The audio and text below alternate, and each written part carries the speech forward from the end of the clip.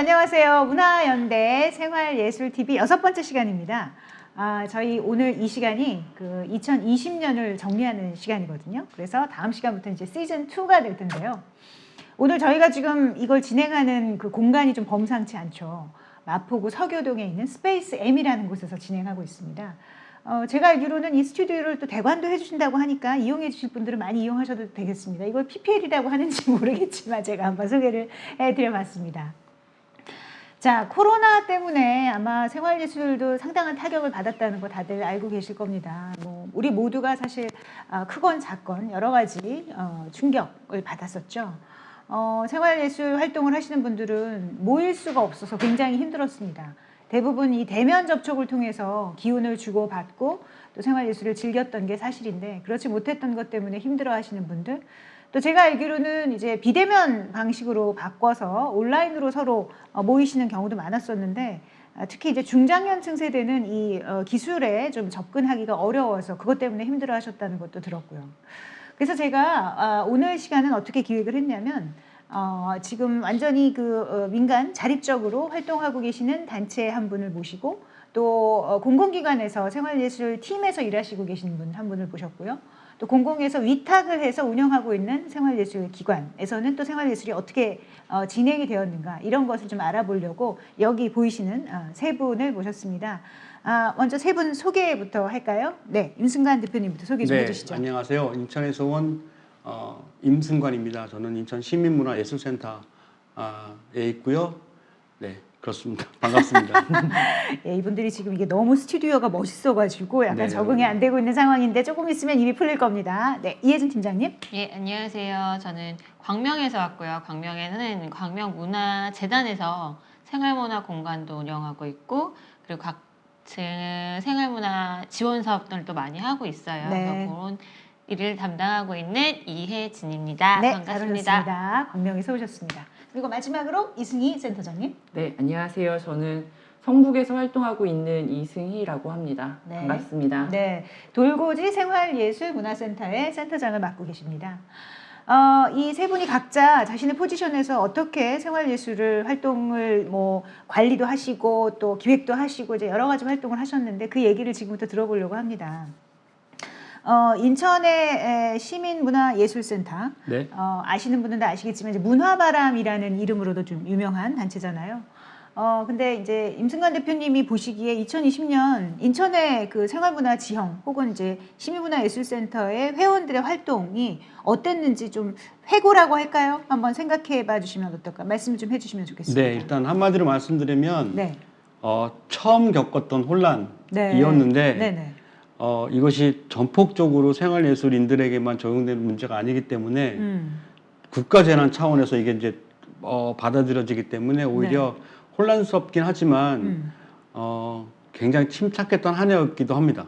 그래요? 네, 그러니까 예를 들어서 지침에 귀를 기울여야 되고, 네.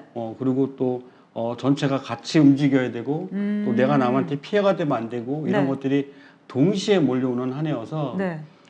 굉장히 힘들긴 했지만 지나고 나니까 너무 힘들고 울컥하지만 네. 그 당시에는 하루하루가 너무 정신없었고 네. 긴장됐고 변하는 그 모임 인원 수라든가 이런 것들이 되게 역동적이었습니다. 오히려. 네. 그러니까 그 말씀은 그렇게 부정적이지만은 않았다는 말씀인가요? 그러니까 시민문화자치센터에 계신 분들은 좀 나름 대책을 차근차근 세워가면서 차분하게 대응했다 이 말씀이실까요? 그러니까 올해 작년에는 시민문화예술센터가 인천에 있는 다른 그 문화공간들 생활예술인들도 같이 도와주는 역할을 또 맡았었는데, 그래서 이제 보니 이게 전체를 보게 됐는데 여기서 어떤 아이러니가 있었냐면 그분들의 1년 사업 계획이 승인돼서 지원금이 지급된 게 코로나 팬데믹 바로 전입니다. 네, 그래서 이제 1년을 이 플랜대로 살아야 되는데 중간에 상황이 변한 거였고 변해서 못하게 하고 참아야 되고 기다려야 되는 시간과 무관하게 이 시간은 지나가는 거고 그리고 공간을 유지하거나 생활을 하거나 하는 것들은 계속 소비는 멈추지 않고 여기서 굉장히 많이 힘들었던 거예요. 근데 누구 비판할 대상이 있으면 분노하겠는데 비판할 대상이 없는 거죠. 코로나 바이러스한테 분노해야겠죠. 그렇죠. 그래서 다 모두가 참으니까 오히려 참을 수 있었던. 그러니까 제가 궁금한 건 구체적으로 어쨌든 제가 알기로는 시민문화예술센터에 굉장히 많은 동아리가 있으시고 동아리들이 이제 모여서 연습도 하시고 공연도 하시고 뭐 이런 상황이었잖아요. 말씀하신 것처럼 어쨌든 지원금을 받았는데 그 이후에 할 수 있는 모여서 할 수 있는 일은 없었을 테니까 어떻게 그러면은 각자 그 동아리 활동이 어떤 식으로 완전히 스탑되었는지 아니면 네, 온라인으로 바뀌었는지 이런 게 완전히 궁금하거든요. 처음 완전히 스탑이었고요. 네. 제 개인적으로 제가 생각하는 것보다 이 감염에 대한 공포가 굉장히 심했습니다. 특히 연세가 있으신 분들 중년 이상은 네. 제가 보기에도 굉장히 이게 두려움의 존재여서 네. 아마 모임을 하라고 해도 네. 이제 괜찮다고 해도 네. 굉장히 망설여지는 상황이었는데 네. 모이지 말고 자제하라고 그러니까 다들 집에 계셨고 네. 가족들 챙기고 아이들 챙기고 네. 여기에 이제 몰두를 하셨는데 네. 이게 6, 7개월 이상 겨우 9개월, 10개월 가니까 그때부터 이제 어떤 마음의 허전함이라든가 혹은 익숙하지 않은 이런 고립된 생활에 대해서 오는 어떤 정신적 변화라든가 네. 이런 것들이 나타나기 시작해서 네. 그때는 서로 이제 통신도 하고 그 네. 전에는 통신할 정신도 없었던 것 같고 그러다 통신도 하고 한둘이 만나기도 하는데 네. 저는 여전히 네. 이 감염에 대한 두려움은 굉장히 심각하다. 그래서 정말 안전하다고 하는 것들이 체감되지 않으면 자기 그 모임을 유지하기 위해서 나오는 거는 네. 가능하지 않다. 아무래도 순위를 정한다면 건강권, 생명권이 항상 그렇겠죠. 앞뒤기 때문에 네. 이게 지금 상당히 뒤에 있어요. 그래서 오히려 이런 일을 주도적으로 해왔고 신뢰를 가지고 사업을 펼쳤던 사람들은 약간 그거에 대한 혼돈도 있었습니다. 이 정도였나? 네. 우리가 마음을 치유하고 서로 이렇게 위로하며 소통하면서 네. 굉장히 힘든 어떤 뭔가를 일상을 네. 견디거나 돌파한다고 생각했는데 네. 막상 힘들고 어려운 일상이 딱 닥치니까 네. 싹 그러니까 다 각자 가고 안 찾고 오히려 네. 이거에서 고민을 심각하게 하시는 그런 그 리더분들도 꽤 계셨어요. 그러니까 생활 예술이라는 게 마음의 치유를 주고 우리를 좀 하나 되게 하면서 어떤 하여튼 심리적인 치료 효과가 있다고 생각했는데 정작 이런 코로나라는 재앙이 와서 심리적 치료가 필요할 때 생활 예술은 뒷전이더라. 쉽게 말하면 좀 약간 이런 일단 보이지 순위에서 않더라. 많이 밀리고 그렇군요. 이거 참 미스테리어스하다 이런 생각이 들면서 그럼 생활 예술의 진정한 그 목적, 아니, 진정한 역할은 무엇인가 이런 것에 대한 근본적 문제 제기가 됐다 이런 말씀을 하시는 건데, 네, 우리 한번 그 얘기는 조금 뒤에 생활예술이 코로나 시국에서 어떤 역할을 할 수 있는가에 대해서 다시 한번 진지하게 얘기해 보면 좋겠습니다. 네, 지금 말씀하신 것처럼 이제 중장년층 분들은 건강권에 대한 생각 때문에라도 잘 모이지 않고 계시고 사실 그거는 여전히 조금 유효한 현황이기도 하잖아요. 그렇습니다. 그래서 이제 우리가 이걸 어떻게 펼쳐나갈까, 파헤쳐나갈까, 이런, 헤쳐나갈까, 이런 생각을 해봐야 되는데, 어땠습니까? 광명 같은 경우는, 거기도 역시 중장년층으로 이제 생활예술 향유하시는 분들도 계실 텐데, 제가 이혜진 팀장님한테 여쭤보고 싶은 건, 이제 과연 공공기관의 입장에서 굉장히 당황하셨을 것 같거든요. 여기도 역시 지원금을 주고, 그러니까 지원금을 뭐 회수한다 뭐 이런 차원이 아니라 어떤 지원책이 있을 수 있을까 이런 걸 되게 고민했을 것 같은데 어떠셨는지 좀 말씀해 주시죠. 일단은 저희는 공공기관에 있는 공간을 운영하고 있기 때문에 네. 이 여지가 없어요. 만약에 문체부에서 오늘이라도 광장 닫아 하면은 와서 오전에 뭔가 활동을 하시던 분들도 그냥 지금 당장 나가세요로 할 수밖에 없는 네. 그 초반에 계속 문제가 됐던 거는 이게 확산되냐 안 되냐를 결정하는 게 뭐 일주일 간격, 뭐 3일 간격을 주는 게 아니고 내일 당장, 그쵸. 오늘 당장 해서 맞아요. 공공기관은 특히 그거에 되게 예민하게 닫을 수밖에 없거든요. 근데 물론 앞에 순간 선생님 말씀하신 것처럼 저희도 이제 청소년 기관이 아니고 성인 기관 대상으로 주로 많이 운영을 하다 보니까 이제 건강에 대한 염려로 많이 이제 활동하시는 게 줄기도 했고 그런 부분도 있어요. 근데 일단은 저희도 연초에 계획대로 작년 1월, 2월 중에 보조금을 내렸고 그리고 여러 동아리들 활동할 수 있는 지원을 했는데 일단 상반기는 거의 이제 다 활동이 죽어서 네. 기다리신 것 같아요. 언젠간 끝나겠지. 이렇게 길어질진 않겠지라고 네네. 기다리시다가 네. 하반기가 되니까 자체적으로 이제 일단 지원금을 받은 거 또 써야 될 것 같고 방법을 좀 알아서 스스로 찾아가는 기존까지는 그냥 우리는 모여서 이렇게 만나는 게 좋고 이거에서 만족한다고 한다면 새롭게 만나는 방법을 스스로 좀 찾아보고 이렇게 제안도 해주시고 네. 그리고 뭐 익숙하지 않은 스마트폰 네. 또 막 여기저기 서로 알려주시면서 방법을 찾아가는 새로운 방향을 좀 이끄셨던 것 같긴 스마트 해요. 광명 시민들이시네요. 네, 네. 그 전에는 그냥 일단은 관공서 이거 다 도와주세요. 이런 교육을 열어주세요였다면 네. 스스로 열 수 있는 방법이나 모일 수 있는 방법을 서로 좀 찾아가는. 근데 아무래도 위축될 수는 밖에 없죠. 이렇게 활동적이 있는 동아리, 그러니까 오히려 이제 격차가 많이 커진 것 같아요. 그냥 평준화돼서 우르르해서 다 활동성이 적은 동아리든 활동력이 좀 주도적으로 운영했던 동아리든 다 이제 이렇게 휩쓸려 갔던 분위기가 네. 이게 극명하게 차이가 나는 거죠. 아, 그렇군요. 정말 좀 활동력이 적고 소극적인 동아리는 오히려 완전 축소가 되고 네. 활동성이 있던 동아리는 오히려 더 이 여러 방면을 발견 개발해 가면서 네. 더 활동 확장해 나가는 좀 방법. 거기서 한 가지 궁금한 게 이 활동성이라는 게 기존에 이제 코로나 이전에 활동성이 좋다는 건 이제 관계성이 좋다는 네. 얘기일 텐데 그 관계성이라는 게 이 코로나는 저는 왠지 코로나에도 불구하고 모일 수 있다는 건 약간 기술 접근성이 좀 좋은 예를 들어 좀 젊은 세대라든가 이런 사람들이 그 기존의 관계의 활동성과 무관하게 조금 더 물론 기존의 관계 활동성도 거기 영향을 미치겠지만 그러니까 원래 으쌰으쌰 하시던 분들이 기술을 딱 가지고 와서 이렇게 만나볼게요 하는 팀도 있었겠지만 그러니까 지금 말씀하시는 코로나 이후의 활동성의 차이라는 게 혹시 연령대하고도 상관이 있는지 연령대가 아예 무시할 수는 없을 것 같긴 한데 이게 뭐 스마트폰 꼭 활용이 아니더라도 네. 보면은 공공기관은 이제 주로 동아리들이 무료로 할 수 있는 공공기관을 활용해서 활동을 많이 하셨다면 네네.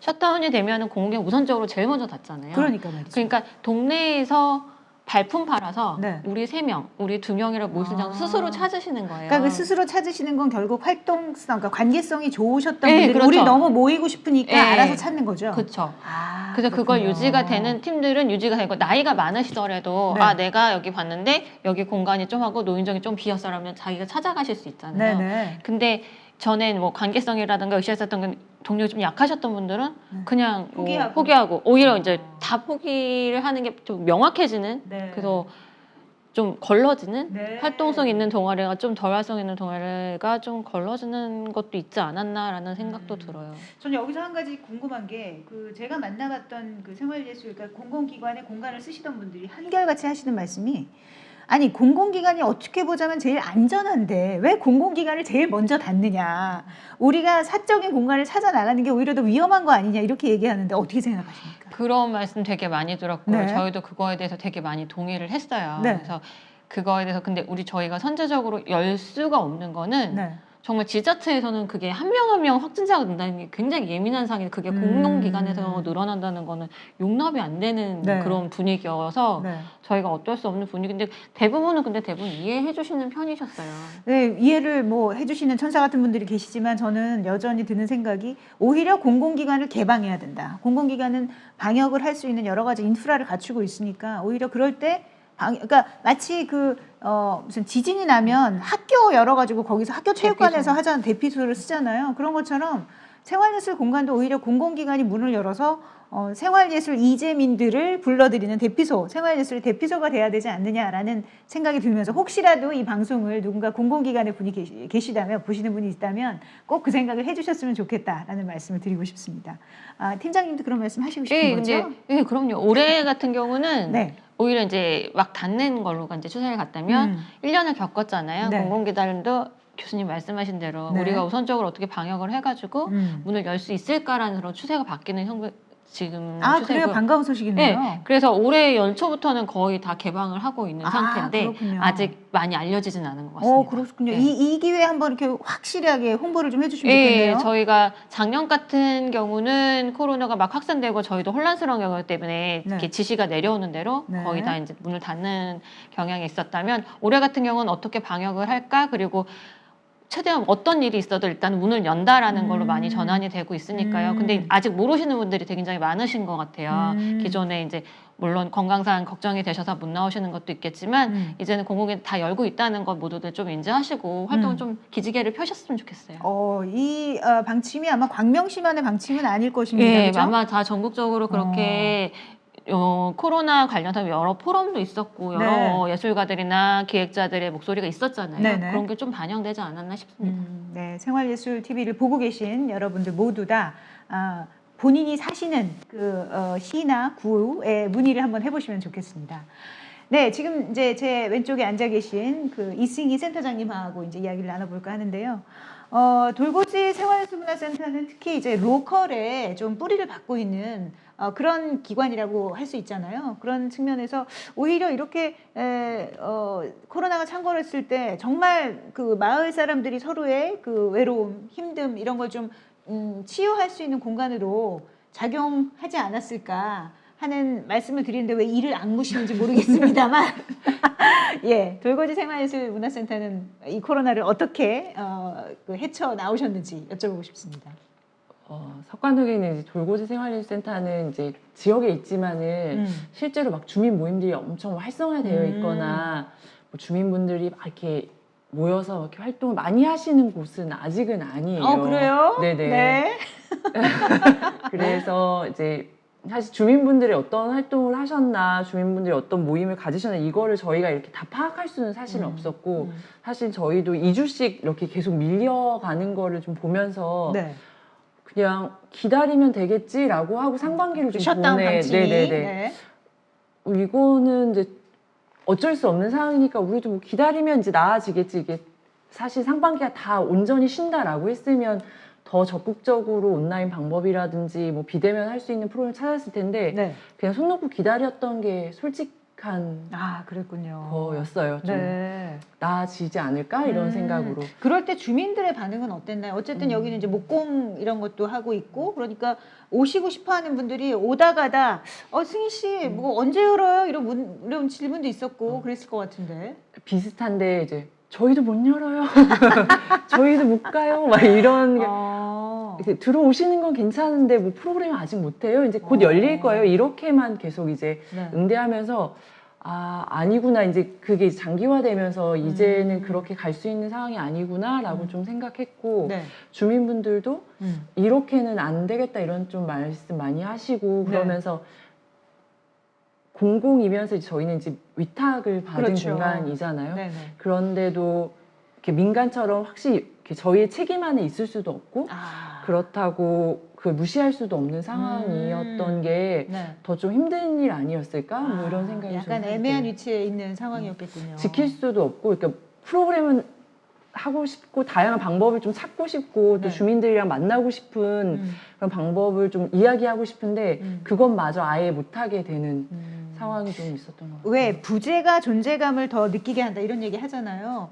주민분들 반응 보시니까 그걸 보면서 돌고지 생활예술센터가 꽤 중요한 역할이었구나 이 주변에서 이런 걸 느끼셨는지 아니면 뭐 닫았는지 안 닫았는지 관심도 없고 뭐 물어보지도 않고 이랬는지 여쭤보고 싶네요. 코로나 시대이기도 했고 저희가 이제 올해 이제 공공에서 운영하다 민간이 운영하다가 다시 이제 민간이 아닌 재단이 운영하게 이제 되는 시간이 있었어요. 이제 그 상황을 조금 더 구체적으로 설명해 주시겠어요? 이제 3년 동안 이제 돌고지 생활예술센터가 생긴 지 지역에 생긴 지 이제 막 3년이 이제 지났고 네. 이제 지역에서 이런 공간이 있구나라는 걸 이제 막 인지하기 시작하셨고 거기서 프로그램을 통해서 주민들이 오고 계셨는데 네. 민간이 하던 공간을 이제는 어떤 이유에서인지는 정확히 지금 밝혀지진 않았지만 여러 재위탁하는 과정에서 문제가 있었고 그럼에도 주민들이 다시 돌고지센터가 지역에 굉장히 필요하고 문화시설이 공간 이런 자유로운 공간이 필요하다는 것을 주민들의 여러 통로를 통해서 또 이렇게 말씀해 주셔서 다시 돌고지센터가 지역 주민들이랑 같이 공동으로 운영하는 공간으로 다시 재개관 혹은 다시 재개했다라고 이제 준비하고 있어요. 제가 알기로는 뭔가 이렇게 포장 세리머니도 있었고 거기다 이렇게 포스트잇 붙여가면서 주민분들께서 본인들의 의견을 말씀하셨다. 맞아요. 이런 아주 큰 이벤트가 있었던 것으로 아는데요. 저희는 이제 운영하면서는 그 코로나 시대에 겹치기도 하는데 그냥 저희가 할 일을 좀 잘하고 있었다. 그냥 저희는 프로그램을 하는 그냥 어찌 보면 그냥 매개자, 공간의 운영자라고 생각했었는데 이제 그 공간이 문을 닫게 되면서 주민들과 다시 이제 실제로 만나게 되고 주민분들의 이야기를 듣게 되면서 네. 아 우리가 혼자 하고 있는 게 아니었구나. 아. 혹은 주민들도 이 공간을 굉장히 소중하게 생각하고 있었고 네네. 그냥 운영하는 주체가 아니라 음. 같이 만들어가고 있었구나라고 그걸 이렇게 또 알게 되는 좀 기회가 된 것 같아요. 그 순간이 센터장님으로서는 굉장히 감동적이었을 것 같아요. 근데 더 열심히 하는 네. 기회가 됐다고 해야 될까 이제 그냥 좀 이렇게 각성한다라기보다는 좀 네. 감동했다. 그렇죠. 이제 나도 여기에 이제 같이 활동하는 사람이다. 그러니까 좀 운영하면서도 아 여긴 그냥 일터 뭐 이렇게까지는 아니었지만 네. 그냥 뭐 프로그램 하면 되겠지라고 생각했는데 네. 실제로는 아니다. 나도 여기에 이제 같이 운영하는 사람이 아니라 친구다. 뭐 같은 주민이다. 이런 생각을 좀 더 많이 하게 됐던 것 같아요. 네. 그러니까 저는 개인적으로 돌고지 생활예술센터가 특징적이라고 생각하는 점이 뭐냐면 그 위치가 뭐 저기 인천 시민문화예술센터는 어느 위치에 있는지 제가 잘 모르겠습니다만 어쨌든 상당히 골목에 있어요. 그리고 석관동이라는 동네 자체가 이렇게 굉장히 막 대로가 있고 이런 곳이라기보다는 이제 골목골목 그런 로컬이잖아요. 그런데 거기 가서 제가 뭐 가끔 특강을 하거나 이렇게 찾아갔을 때 정말 마을 주민들이 그러니까 이분들이 뭔가 이렇게 조직화되었거나 왜 약간 정책 지원 빠꼬미들도 좀 계시잖아요. 그런 게 아니라 정말 마을 분들이 모여가지고 책 읽고 이야기하고 이런 느낌이 들어서 굉장히 좋았다 그런 기억이 나거든요. 그래서 그분들이 그렇게 그러니까 아마도 그분들은 나의 개인적인 일이 아니면 그렇게 액티브하게 나서지 않는 분이셨을 것 같은데 내가 그렇게 즐겨서 편하게 쓰레빠 신고 가서 즐길 수 있었던 그 공간이 없어진다니 너무 속상해서 포스트잇 붙이러 나오셨을 거다라고 생각하니까 작은 사건이지만 결코 작지 않은 사건이다. 그리고 그분들의 목소리가 관에 전달이 돼서 결국 재개관을 할 수 있게 됐다라는 거는 굉장히 큰 사건이라고 저는 생각을 합니다. 그래서 지금은 문을 다시 여신 건가요? 상황이 어떤가요?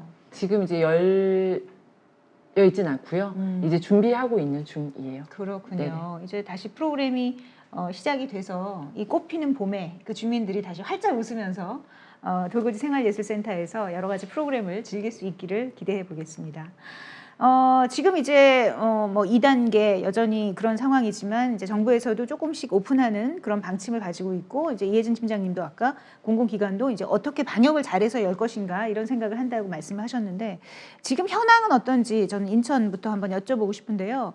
지금은 뭐 작년과 좀 다르게 조금 더 오픈해서 가는 어떤 상황인가요? 아니면 지금 상황이 어떤가요? 그러니까 작년보다는 훨씬 더 여유가 좀 생겼고요. 그러니까 경직돼 가지고 그 담당 공무원, 네. 혹은 행정 담당자가 지금 사실 압박은 위에서부터 받는 거기 때문에 네. 그리고 수치적으로 받는 거고 그리고 만약에 당신이 관할하는 구역에서 확진자가 나오게 되면 네. 당신이 책임질 거냐라고 하는 질문 앞에서는 네.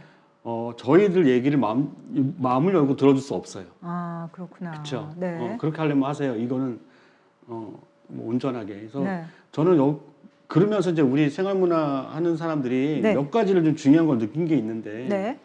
하나는 뭐냐면 국가에서 이걸 재난이라고 생각을 해서 지원하는 대상이 일단 대표적으로는 자영업자들이었어요. 그렇죠. 그렇죠. 자영업자들도 영업을 해야 되기 때문에 사람이 오는데 네. 어떻게 하든지 최소한이라도 좀 모이기는 했거든요. 그게 명수가 됐던 시간이 됐던. 네. 근데 같은 공간에서 운영을 해가지고 생활을 하고 있는 그런 문화 공간은 네. 자영업 취급을 못 받아요. 아. 네. 그리고 또 하나는 네. 자영업 생활을 억지로라도 하는 것에 대해서 지원하는 거는 생존이라고 하는 게 걸려 있어요. 네. 그래서 국가의 책임이라고 받아들여서 네. 다양히 지원을 하는데 네. 좀 아까 나왔던 것처럼 정서적인 어떤 안전망, 감정적인 거, 코로나 블루가 나왔던 모든 이것이 생활예술이 담보하는 거냐라고 하는 사회적 합의는 일어난 적이 없어요. 아, 그렇죠. 그래서 지금 생존의 경각에 달려있는 이런 상황에서 내가 좋아하는 취미 생활을 좀 하게 해주세요는 굉장히 뜬금없는 얘기로 들리는 거예요. 아. 예, 이건 일단 급하지도 않고 중요하지도 않은 거. 네. 여서 이 생활 문화가 네. 어떤 영향을 미치고 지금 돌고지처럼 네. 사람들에게 이것이 빨리 이렇게 문장이 되거나 단어로 돼서 얘가 살아있지 않으면 네. 이런 일은 계속 반복될 수밖에 없다. 일단 그게 인정이 사회적 역할에 대한 그 영향력이 네네. 일단 인정을 받아줘야 그렇죠. 그래야 이제 대등하게 네. 협상이라고 하면 좀 그런데 어쨌든 간에 우리가 이렇게 책임을 지고 이만큼 운영을 할 테니까 네. 그럼 여기서는 이만큼만 담보해줘라 해서 네. 같이 이렇게 갈 수가 있어요. 자영업자들처럼. 네네. 근데 아직은 그 단계 전이다. 이거를 구집해야겠냐. 이 와중에 네. 이런 질문을 받는 상태에서는 네. 이것이 얼마나 중요한지 설명할 수도 없고 설득할 수 없다. 굉장히 중요한 포인트를 말씀해 주신 것 같은데 아까 이제 생활예술의 역할, 사회적 역할이 도대체 뭔지 우리는 생활예술이 우리에게 상당한 치유를 준다, 안정감을 준다 이런 걸 생각했었는데 오히려 뒷전이더라가 이제 충격이었다 이런 말씀하신 것처럼 생활예술을 심리적인 것과 연동시켜서 생각할 수 있는 고리가 필요하다. 이제 이런 말씀을 주신 건데요. 요새 제가 듣는 그러니까 코로나 이후에 사회 현상 관련해서 듣는 통계 중에 충격적인 것이 이제 20, 30대 여성들의 자살률이 네. 작년에 비해서 현저히 높아졌다 이런 얘기를 하거든요. 근데 저는 예를 들어 이제 공연장이나 뭐 미술관이나 이렇게 큰 그 문화예술 기관 또 셧다운 된 경우가 참 많았죠. 그런데 그런 곳에서 말하자면 일방향적으로 컨텐츠를 제공받으면서 받는 치유의 중요성도 있지만 사실은 로컬에서 아는 사람들과 만나서 그 문화예술 행위를 하면서 받는 치유 그리고 안정감 이것이 코로나 시대에 훨씬 더 중요하다고 생각을 하는데 문제는 이제 이게 정부의 윗선까지 올라가서 예를 들어 한동안 이제 공연장을 열어라 뭐 이런 얘기 굉장히 많이 했었잖아요. 그럴 때 동시에 생활예술을 할 수 있는 공간도 열어주세요 라는 것이 그 목소리가 투트랙으로 같이 올라가야 되는데 그런 적은 한 번도 없었단 말이죠. 생활예술은 언제나 뭔가 순위로 볼 때 한참 미친 그런 순위에 놓여 있었다는 거잖아요. 그래서 저는 지금 말씀하시는 걸 들으면서 이 로컬에서 작은 단위에서의 생활예술적 예술 행위 이런 것들이 사회에 지금 우리가 만연해 있는 코로나 블루라는 것을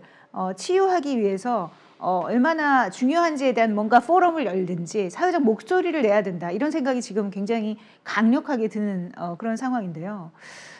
이 팀장님 입장에서는 지금 공공기관에서 이제 문화재단에 특히 계시니까 그 문화재단 내에서의 어떤 생활예술과 코로나의 관계를 볼 때 어떤 순위라고 뭐 정확하게 매기는 어렵겠지만 체감적으로 어느 정도의 위치에 있는 것 같으세요?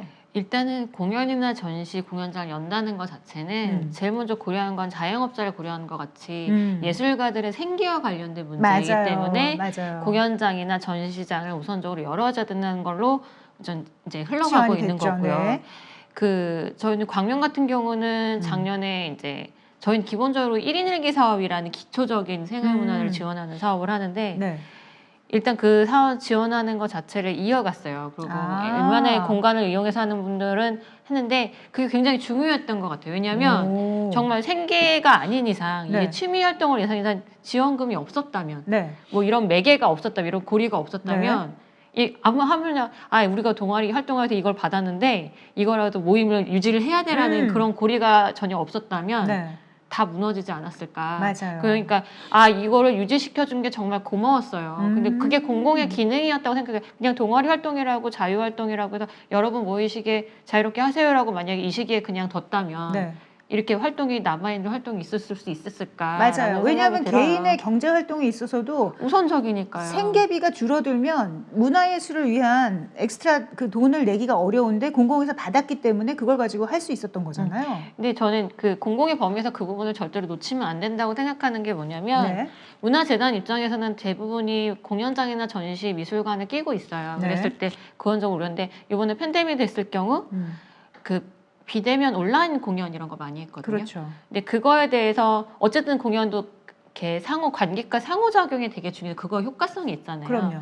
그런 부분이 솔직히 말하면 전 비대면으로 해서 얼마나 효과가 있었을까라는 생각이 들어요. 그럼 모든 사람이 그런 얘기 하죠. 네, 근데 대부분의 문화재단은 만약에 공연 전문 공연 그게 70파이라면 네. 지금 막 생기는 문화재단들이 네. 생활문화가 한 30에서 20% 파이를 차지하는데 네. 제가 보기엔 각각의 이런 활동을 개별적으로 소규모로 할 수 있는 걸 더 많이 파이를 고정적으로 지원을 하는 게 공공에서 그걸 유지시켜 주는 게 이런 개개인의 활동들이 무너지지 않게 하는 최저의 마지노선이 되지 않을까라는 생각이 드는 면이 있습니다. 좋은 말씀이세요. 그러니까 저도 이제 그 생활예술 활동하시는 분 만나 뵈면 그분들이 이런 얘기도 하시더라고요. 우리도 공연장에 그 온라인으로 공연하는 것을 할 수 있는 그런 장비를 갖춰주세요. 이런 얘기 많이 하시더라고요. 물론 그것도 저는 필요할 거라고 생각이 듭니다. 그렇지만 그 못지않게 중요한 것이 지금 말씀하신 소규모로 활동할 수 있게 하는 아주 최저선의 예산들을 계속해서 지출하는 거, 그것이 대규모 공연 같은 것들이 그러니까 예술인들의 생계를 위해서라도 진행되는 것과 유사하게 중요성을 가지고 있다. 네. 개개인의 활동을 지원하는 것 자체가 그 나중에는 어쨌든 전문 예술가가 활성화에도 기여를 해요. 물론이죠. 그쵸? 그거를 그럼요. 접하고 경험하고 하는 걸 매개로 나 더 좋은 걸 보고 싶어. 네. 화면으로도 더 좋은 예술가를 만나보고 싶어라는 동기가 생기는 부분이 있기 때문에 일반 연기들이 이렇게 하는 부분을 절대로 줄여서는 안 되는데 정말 쉽게 말하시는 분들은 코로나인데 맞아요. 좀 이건 줄이지. 이게 중요한 돈이 아닌데. 그러니까요. 근데 그거는 좀 더 생각을 해봐 주셔야 되지 않을까. 그러니까 사람이 빵만으로 살 수 없다는 걸 이번에 정말 우리가 절실하게 느꼈잖아요. 그 코로나 블루라는 말이 저는 사실 굉장히 무서운 말이다라는 생각이 들거든요. 그래서 그런 측면에서 지금 이제 온라인 얘기가 우리가 잠깐 했었는데 그러면은 광명문화재단 같은 경우는 그런 온라인적 지원, 비대면 뭔가 활동을 할 수 있는 그런 지원 같은 것도 생각하고 계신가요? 솔직히 말씀드리면 저희가 하드웨어적으로 그런 지원을 할 수 있는 거 아직 갖추지 못했어요. 갖추지 못했는데 네. 일단은 저희가 활동 인증 같은 경우 생활문화 동아리가 이렇게 활동을 인정했다는 건 원래 모임을 갖고 출석부를 갖고 이런 사진을 찍고 맞아요. 이런 그런 거 걸 하죠. 다 요구를 하잖아요. 네. 근데 솔직히 모임을 갖는 게 좀 불가능할 수도 있고 너무 소규모가 됐을 경우는 그냥 자기들끼리 하는 모임을 영상을 찍어서 저희 고정 채널에 올리기만 해도 다 활동 인정을 해준다든가 그래요? 그런 식의 방법은 유지는 하고 있지만 교수님 말씀하신 대로 이런 촬영 장비가 네. 갖춘 공간이 필요하다. 네. 그리고 공간만이 아니다. 네. 이거를 이 사람들이 활용할 수 있는 뭔가 지원할 수 있는 뭔가 코디네이터라든가 그리고 쉽게 접근할 수 있는 방법을 알려주는 무언가 이제 매니저라든가 그런 네. 게 같이 붙으면서 있으면 좋겠다. 네. 우리가 너무 이제 자발적으로 찾아서 공부해가 하기는 좀 한계가 있더라라는 얘기 많이 하시죠. 근데 이제 그거는 계속해서 고민을 해봐야 될 것 같아요. 이게 예산하고 수반되는 건 참 뚫기가 쉽지가 않더라고요. 그렇죠, 그렇죠.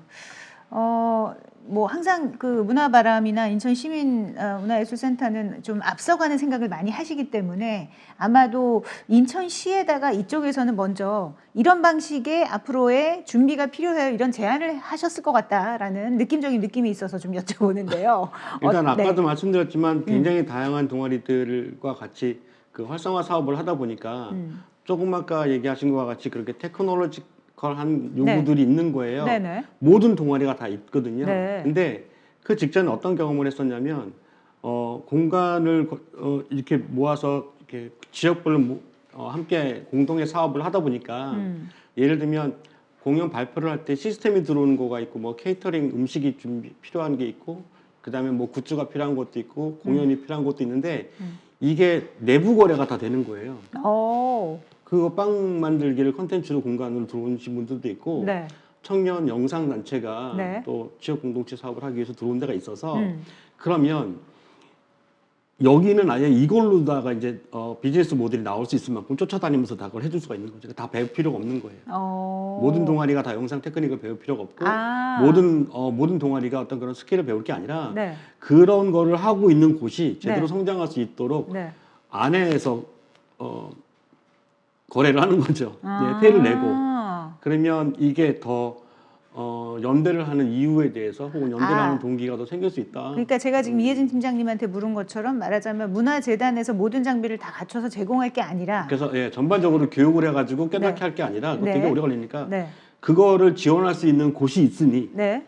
여기를 지원을 해서 네. 여기는 그걸로 하면서 지역에서의 그 역할을 하게 하고 그러면은 오히려 더 빨리 기술이 늘고 여기를 지원하는 게 훨씬 더 효과는 크고 그럴 수 있다라는 거죠. 어떻게 생각하십니까? 이쪽에 한번 물어보고 싶은데 이런 지금 방식에 지금 딴 생각하셨던 거 아니죠?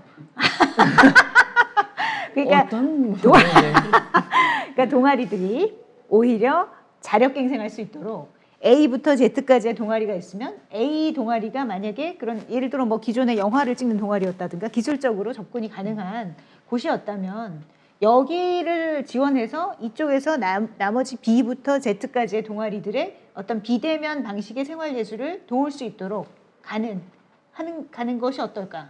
정말 좋은 생각인데요. 제가 이 답을 듣기 위해서 이렇게 설명을 길게 한 거죠. 엄청 뭐 근데 예를 들어 그 방식을 돌고지 생활예술센터로 가져온다. 상상되세요? 저는 어떤 생각하고 있었냐면 사실은 네. 우리는 어떻게 좀 지냈었지? 이런 생각하고 있었어요. 이제 선생님 음. 말씀하시는 거 들으면서 네. 돌고지는 사실 이제 실제로 프로그램은 하지 않았고 그리고 주민들 활동은 일어나지 않았지만 그럼 우리는 그냥 문 닫고 기다리고 아무것도 하지 않았나? 우리의 성과나 이런 결과는 어떻게 보여줄 수 있었지? 뭐 이런 생각을 좀 하고 있었는데 실제로 프로그램이 직접적으로 일어나진 않았지만 대신 지역에서 하는 협력 활동들은 더 많이 이루어지고 그래요? 프로그램이라고 명명되지 않는 회의나 모임 그런 이렇게 지역에서 만나는 활동들은 더 많이 있었던 것 같아요. 그래서 뭐 협력한다고 했을 때 이제 복지관이라고 이제 지역에서 복지관 어른들한테 이제 도시락을 배달하고 이제 와서 사실 식사하시는 걸 했었는데 도시락 배달을 할 때 저희 센터랑 같이 한 뭐 주민들의 편지 같은 거를 손편지를 받아서 도시락에서 같이 끼워서 같이 배달하는 그런 활동을 한다거나 네. 뭐 이제 전화하거나 이런 활동들을 주민들의 신청을 같이 저희랑 받아서 네. 같이 돌리게 한다거나 아하. 뭐 이런 협력 활동들이 더 많이 일어나게 된 것 네. 이런 것들이 어찌 보면 또 성과 같은 거 아니었나? 아니 성과가 아니라 정말 대단한 일인 것 같은데 그게 그러면은 그 일을 같이 하시게 된 분들이 돌고지 생활문화센터를 통해서 지역에서 좀 서로 알게 되신 분들의 네트워크 때문에 이루어진 일인가요? 그러니까 이제 복지관에서는 복지관 고유의 일을 한 거였고 네. 돌고지라는 이런 생활센터에는 주민들과 그런 복지관 혹은 동네들을 연결해주는 역할을 하고 싶었는데 그게 잘 맞았던 것 같아요. 뭐라 그럴까 지역에 어쨌든 그런 꼭 프로그램이나 이런 모임 네. 뭐 이런 거가 아니에요. 네네. 기존의 활동들을 계속 이렇게 좀 쌓아 올려서 네. 서로 뭐 어떤 활동을 하는지 알게 되고 그러니까 그럼 그 안에 저희가 끼어들 틈 같은 게 좀 생긴 거 아닌가? 주민들이 해야 될 일들이 좀 생겨날 수 있게 하는 게 아닌가? 이런 네. 생각을 좀 하게 됐고 네. 지역에 있는 예술가들이라든가 창작자들이 어떤 실제로 축제나 이런 걸 기획했었는데 그런 걸 못하게 되면서 네. 더 소규모로 모임을 갖게 되고 어떤 네. 활동을 하게 되는지 좀 알게 되고 그런 것들이 올해는 그러니까 작년에는 많이 못했지만 네. 이제 실제로 그런 고민들이 올해는 이제 많이 펼쳐질 수 있게 되는 밑거름이 좀 된 거 아닌가? 그게 더 어찌 보면 잘 됐다는 아니지만 그렇게 되는 계기가 되고 좀 만나게 되고 좀 고민했던 공간들 저희처럼 이제 민간이라든지 민간은 아니지만 공공이라는 공간들이랑 좀 협력하게 되는 그런 좀 기간이 됐던 것 같아요. 아니 저희가 늘 하는 얘기가 이제 생활문화예술에 대한 지원 정책이라는 게 너무 동아리 위주로 간다 이런 비판 많이 하지 않습니까? 그리고 생활예술, 생활문화라는 게 우리의 삶으로 더 확장되고 스며들어야 된다 이런 얘기를 하는데 지금 말씀 들으니까 돌고지 생활예술문화센터라는 곳에서 서로의 존재를 확인할 수 있었던 지역 주민들이 코로나라는 상황에 직면해서 이 지역에 일상적으로 발생하는 문제점에 우리가 어떤 식으로 대응해야 되는가에 대해서 고민하고 그래서 로컬의 필요성을 채워주기 위해서 활동을 했다. 이제 이렇게 해석이 되거든요. 그런 측면에서 저는 굉장히 모델이 될 수 있는 중요한 말하자면 사람들은 우리가 모여서 동아리 활동하던 거 기타 치던 거 못해서 너무 속상해하고 갇혀 있었다고 친다면 이 로컬의 딱 뿌리박은 이곳에서는 로컬의 필요성에 아주 적극적으로 대응했다 이렇게 해석할 수 있다는 생각이 들거든요. 오히려 이제 이런 방식의 대응이라는 것이 아까 이제 임승관 대표님 말씀하셨던 생활예술의 사회적 필요성 이런 것들을 더 어필하는데도 좀 아주 중요한 기제로 작용할 수 있다 이런 생각도 듭니다. 네, 근데 그런 것들이 정책적 용어로 공식화되지 않으면 네. 행정에서 1대1로 만난 담당자들이 암만 거기에 100% 공감을 하더라도 움직일 수 있는 여지는 전혀 없는 거기 때문에 네. 저는 그 노력을 하기 위해서라도 네트워크라든가 그런 협력이라든가 협동에 대한 경험이 네. 빠르게 이루어져서 네. 우리가 협상력이라든가 그런 집단성을 가져야 될 필요가 있다라고 생각을 하는데 네네. 상인들은 상인연합회 그리고 상인을 한 카테고리를 보면서 좀 이렇게 한 목소리를 내거나 혹은 다듬어지거나 네. 숙성돼서 논리의 수준이나 의미의 깊이를 높일 수가 있는데 네. 생활예술 같은 경우에는 동아리로 접근을 하고 지원을 하다 보니까 네. 다 개별화되고 파편화되고 수는 많지만 다들 이렇게 한 목소리를 낼 수 없고 뭔가 조율하거나 숙성하거나 괜찮은 어떤 그런 뭐 논리를 제안하거나 할 수 있는 구조 자체가 없는 거잖아요. 그래서 저는 앞으로는 개별 동아리를 대상으로 해서 이렇게 파편적으로 지원하는 것도 물론 한 트랙으로 쭉 갈 필요가 있겠지만 네. 이들이 꾸리는 네트워크 그리고 그 네트워크 안정적으로 갈 수 있는 거점을 네. 사회적 인프라로 바라보고 네. 여기를 지원하거나 네. 키워서 파트너로 맺는 전망을 세우는 게 네. 더 안정적이고 발전적일 수 있겠다라는 생각이 듭니다.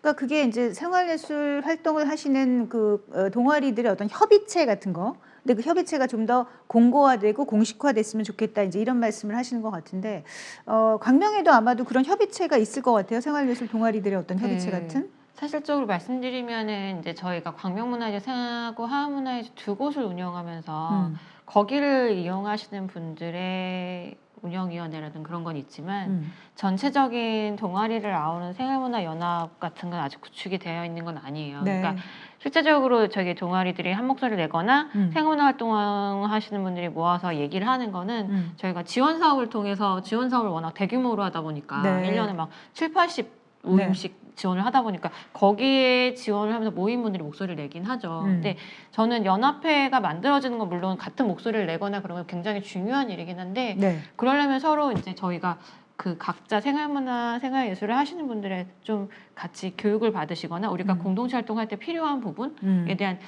부분이 교육도 같이 돼야 됐으면 좋겠다라는 생각이 드는 건 이제 의심을 하시는 분들이 있어요. 아. 이게 권력화되지 않을까? 네. 이게 이제 뭔가 이것도 주민자치위원회나 음. 이런 것처럼 권력화되지 않을까라는 걸로 이렇게 보시는 분들도 있더라고요. 근데 사례가 또 있었어요. 네, 네. 있었기도 하고요. 네네. 그리고 그러니까 이제 주저주저 하게 되는 거죠. 물론 정치 하시는 분들은 좋아하시는 것 같아요. 그렇게 표바티라고 네, 생각하시는군요. 이렇게 뭔가 이렇게 모여가지고 네, 이렇게 이제 하는 곧 여러 가지 이러면은 굵직한 선거가 있는데. 예, 네. 그러면 굉장히 이런 거 만들어줬으면 좋겠다라고 이제 발언을 하시는 분들도 있죠. 그렇군요. 그런 걸 들으면 오히려 이렇게 하는 게 네, 좀 경계가? 주저주저 경계가 되는 부분이 있어서 이게 활동하시는 분 자체가 이거는 경계해야 될 부분이다라고 네. 각자가 인지하고 하지 않은 이상 참 좀 이렇게 주저되는 부분이 있긴 합니다.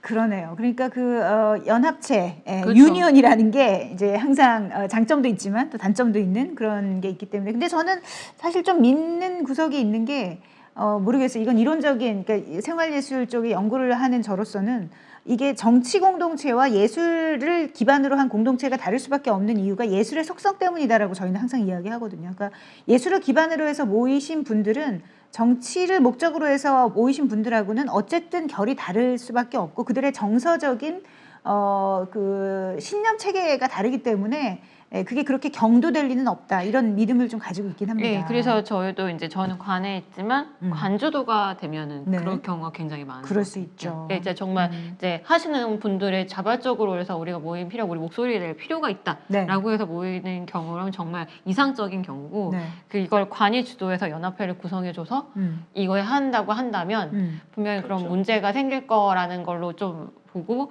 경계를 하고 있는 부분도 있기는 해요. 근데 제가 보면은 생활예술, 생활문화활동을 하시는 분들 작년 1년 동안 봤을 때 네. 뭐 코로나 상황에서 뭐 위기 상황이라고 하지만 이게 유흥이나 막 네. 흥해서 막 풀어지자라는 모임들이 아니잖아요. 이런 그쵸. 활동을 하는 게 아니기 때문에 오히려 서로 소규모로 모이시고 더 경계해가지고 서로 다 다듬으시고 하시는 부분이 있어서 더 뭐 코로나로 인해서 이게 위험하다. 이걸 이제 좀 모임을 자제하게 해야 된다. 그럴 필요는 전혀 없을 것 같다는 생각은 듭니다. 네, 그렇습니다. 제 생각에 그럼에도 불구하고 정부 사이드에서 네. 역할은 있고요. 또 민간 영역에서도 역할이 있는데 네. 정부 사이드에서 할 수 있는 역할은 뭐냐면 공식적으로 그러한 시스템을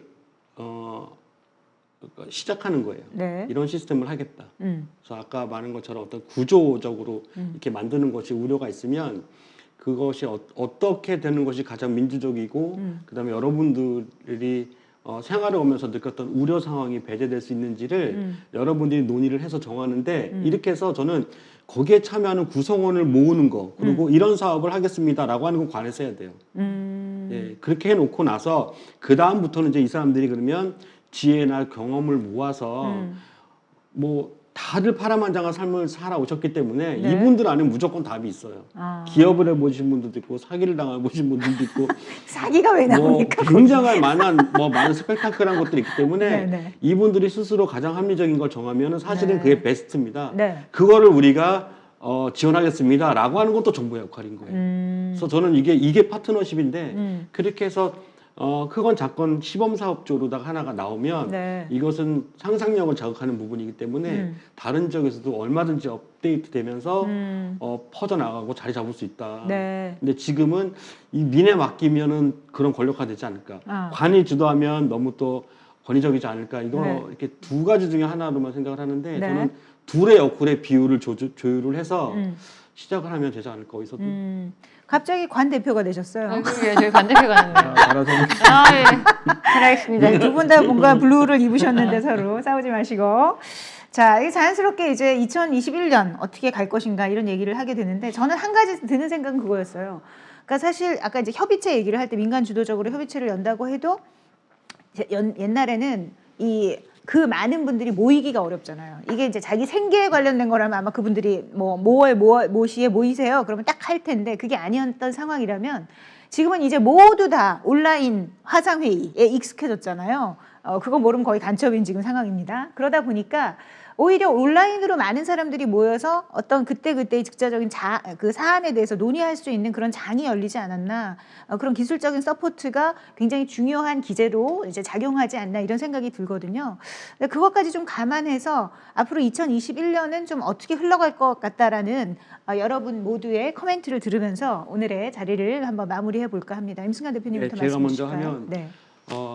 아까도 그런 얘기가 나왔었는데 이 팬데믹 상황이 가져다 준 네. 굉장히 의미 깊은 그런 경험들도 있었다라고 네. 하는 것 중에 하나가 네. 이웃의 재발견이고 아하. 우리 집 앞 골목의 재발견인데 그렇죠. 과거에는 여기는 빨리 벗어나기 위한 스타트 지점 외에는 역할이 없었어요. 맞아요. 예, 출발하기 위한 어떤 공간이었는데 네.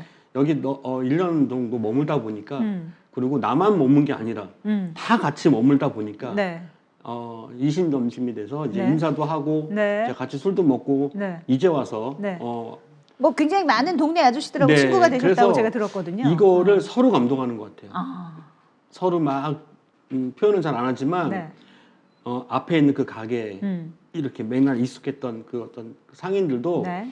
이젠 전과 다른 느낌으로 다정스럽게 바라보게 되는 계기는 이 팬데믹 상황이 가져다 준 기회다.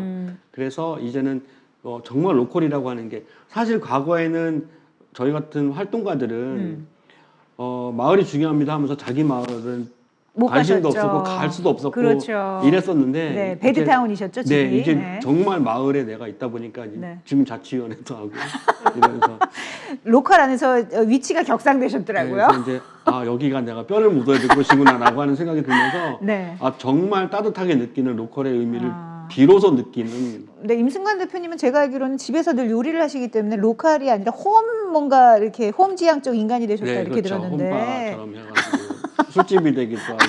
아, 네, 그렇군요. 그래서 굉장히 의미 있고 따뜻한 소통. 네. 그러니까 어디서 어떤 분을 만났을 때도 느껴보지 못했던. 네네. 이래서 이웃을 사촌이라고 하나라고 하는. 정말요? 네. 오. 그래서 이게 자주 보고 네. 일주일에 한 번 이상 만나고 이러다 보니까 저 사람이 서로가 영향을 미칠 수가 있고 네. 요 세 박자가 맞으면서 네. 이타적인 행동들을 할 수밖에 없는 서로가. 근데 이게 막 맞물리면서 시너지가 되는 거예요. 근데 네. 와 이거는 과거 정말 뭐 향약과 둘의 이후에 처음 느끼는 경험 아닌가 집단적으로 네. 라고 하는 것 때문에 그건 정말 놀라웠고요. 네. 이거를 우리 생활문화에서 잘 타고 넘어서 네. 활용을 하거나 이거를 정말 우리가 충분히 숙성시키면 이거는 생활문화의 시즌 2 같은 굉장히 기대할 만한 아주 희망적인 시나리오를 네. 말씀하시네요. 네, 그런 일들이 많이 벌어질 수 있다. 그러니까 사실 과거의 로컬이라고 할 때는 좀 로컬이지만 그게 실제 로컬로 현실적으로 다가오기는 그렇죠. 좀 어려운. 관념이었죠, 관념. 네, 하나의 관념이고 관념으로 하나의 로컬. 이상향이고 뭐 이랬다면 이 코로나가 저희한테 로컬을 정말 재발견하게 네, 깨닫게 해줬고, 됐죠. 예, 그런 측면에서 이제 생활예술이 정말 로컬로 들어올 수 있는 하나의 문을 연 것이 네. 아닌가 그런 생각이 든다는 말씀이시네요. 네. 관을 대표하시는 네, 예진 팀장님은 2021년 생활예술 어떻게 생각하십니까? 그렇게 관적이 아니었는데 되게 관적 준비를 되는데요. 네네. 그 코로나에서 물론 장점이 있는 것 같아요. 그러니까 동아리나 생활예술 이렇게 모여서 활동하시는 분을 주목했었다면 네. 지금 막 줌도요 개인 얼굴을 주목하게 되는 사람 하나의 얼굴을 봐야 되는 맞아요, 거잖아요. 맞아요. 그렇죠. 그리고 그런 거를 관심 있게 볼 수 있는 걸 전환하는 시기가 네. 아직 아니었나라는 생각도 들고요. 음. 그 아까 20, 30대 여성분들이 이제 좀 그런 자살률이 늘어나는데 솔직히 말씀드리면 이제 유승원 선생님은 이제 되게 여러분들과 어울릴 수 있는 많은 계기가 생겼다고 하시는데 그런 20, 30대 여성 그리고 좀 젊은 분들은 오히려 굴로 들어가는 맞아요. 그런 부분들이 맞아요. 있어요. 그래서 네. 그런 분을 어떻게 끌어낼까, 생활 예술을 통해서 어떻게 끌어낼 수 있을까라는 고민은 좀 더 해봐야 되지 않을까 생각이 들어요. 맞습니다. 그러니까 개인의 그 라이프스타일이라는 것이 또 세대별로 뭐 성별로 다 다르잖아요. 그래서 공공기관에서 해야 되는 역할 중에 하나가 이제 말하자면 약간 사회복지사들처럼 네. 생활예술을 통해서 이들의 그 심리적 복지를 어떻게 케어할 수 있을까 이런 것들을 더 고민해야 되는 그런 시점인 게 맞는 것 같습니다. 네, 진정한 로컬에 계시는 돌거지 생활예술센터에서는 2021년을 어떻게 지금 생각하고 계시는지. 뭐 앞에서 너무 다 좋은 말씀들 해주셨고 저희도 다 동감하는 일인데 네. 실제로는 이제 저희는 그러니까 아직 이제 돌고지 이제 어떤 그 석관동이라는 동네는 막 이렇게 더 목소리를 더 많이 이렇게 동아리든 모임에서 이렇게 내는 게 더 적어요, 사실은. 그래서 그런 연합체 방금 말씀하신 것처럼 협의체라는 것들이 정말 생겼으면 좋겠다. 그래서 그런 욕구들이 더 많이 드러나고 그랬으면 좋겠고, 그래서 저희가 할 수 있는 일이 그들의 막 욕구를 막 이렇게 좀 정리해주고 막 이렇게 좀 이렇게 조정해주는 그런 역할을 정말 할 수 있도록 많은 이렇게 개인들이나 모임들이 좀 활성화되면 좋겠다 이런 생각을 좀 했고요.